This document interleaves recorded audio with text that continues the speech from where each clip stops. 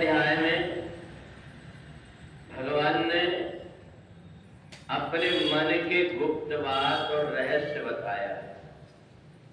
शुभाशु फलैरेवं मोक्ष से कर्म बंधनೈ संन्यास योग युक्तात्मा विमुक्तो माम पैस्यति। भगवान कहते हैं शुभ और अशुभ इस प्रकार के बंधन से जब बुद्धि अलग हो जाती है तो उसका परमात्मा के प्रति विश्वास बढ़ जाता है।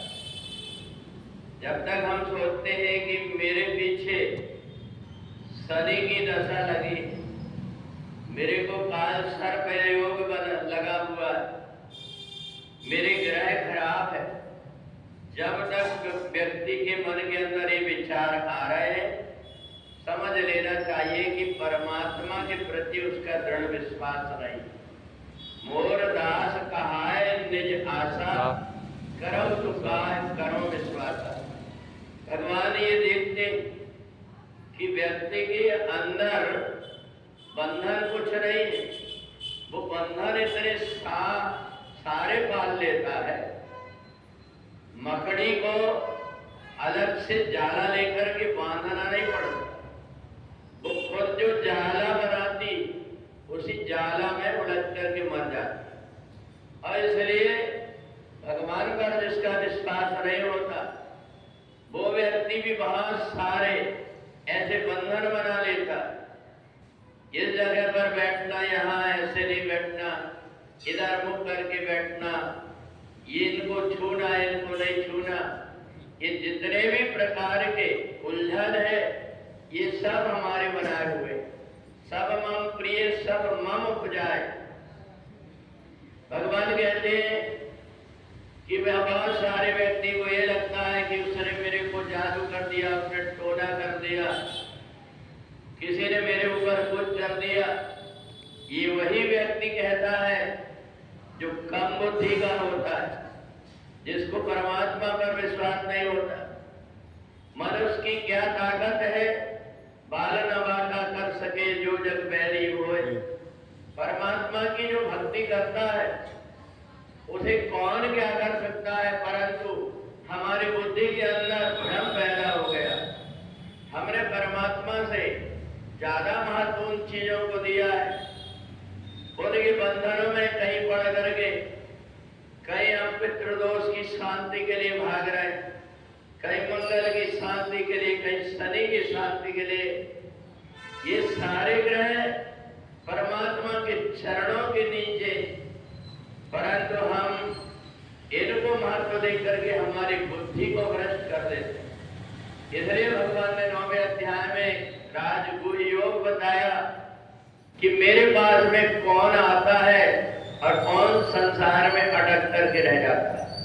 हर व्यक्ति को जो मनुष्य शरीर मिला है, ये मनुष्य शरीर परमात्मा से जुड़ करके रहने के लिए मिला हुआ है, परंतु हमारी बुद्धि का ज्ञान और दूसरों की सुन करके हम जो भ्रम में पड़ जाते हैं, इस भ्रम के कारण बहुत से व्यक्ति कई प्रकार की मुसीबत में पड़ जाते हैं।